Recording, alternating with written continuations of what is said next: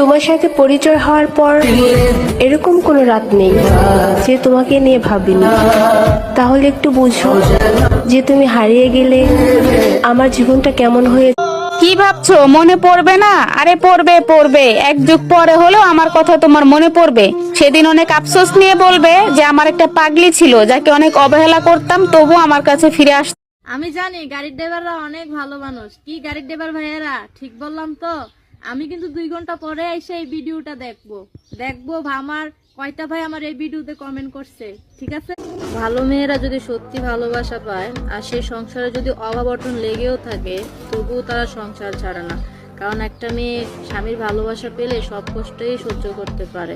তবে পুরুষ মানুষ যেমনই হোক না কেন, সে তার জীবনে একজন ভালো নারী চায়। সে এমন একজন নারী চায় যে তার বাবা মার সাথে ভালো ব্যবহার করবে, পাশাপাশি সে তাকে ভালোবাসবে। কিন্তু এমন স্ত্রী যারা গাড়ির ড্রাইভারদের ভালোবাসা 100-র মধ্যে 99% পিওর হয়। কারণ একজন গাড়ির ড্রাইভার দৈনিক শত শত মেয়ে দেখার পরেও মনে তার মিষ্টি ভালোবাসার মানুষটাই থাকে।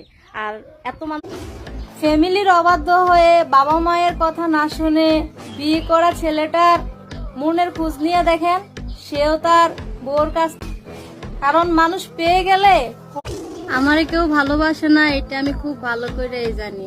কিন্তু আমাকে যারা দেখতে পারে না, আমি কেন যে তাদের থেকে ভালোবাসা আশা করি এটা আমি নিজেও জানি না। কিছু কিছু গাড়ির ড্রাইভার আছে ঘন ঘন বাড়িতে যায়, কেন জানেন? তাদের আদরের সন্তানকে দেখার জন্য। কারণ কিছু কিছু ছোট ছোট বাবু আছে অনেক মিষ্টি মিষ্টি কথা বলে, আর সেই কথাই মানুষটার প্রতি আমার অন্ধবিশ্বাস ছিল। কিন্তু যেদিন থেকে জেনে গেছি যে মানুষটা আমাকে অন্ধের মতো ঠকাচ্ছে, মানে আমি তার জীবনে থাকা সত্ত্বেও সে আরেকজনের সাথে। আপনি এখন কি করতেছেন আমি কিন্তু অনেক ভালো করে জানি। আমি যদি সঠিক বলে থাকি তাহলে কমেন্ট করে জানাবেন, কারণ আপনি এখন আমার ভিডিও দেখতেছেন। কি ঠিক বললাম তো? সত্যি করে কোনো মেয়ে কোনো ছেলেকে প্রপোজ করে না, কিন্তু ছেলেরাই মেয়েদেরকে প্রপোজ করে।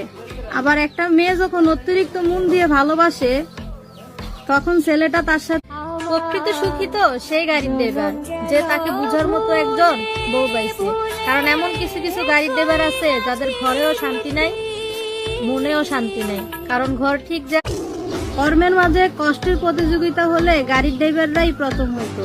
কারণ এটা এমন একটা পেশা, এই পেশায় এসে গাড়ির ড্রাইভাররা কেউ বলতে পারবে না যে নিয়মিত ঘুমাইতে পারছে বা খাইতে।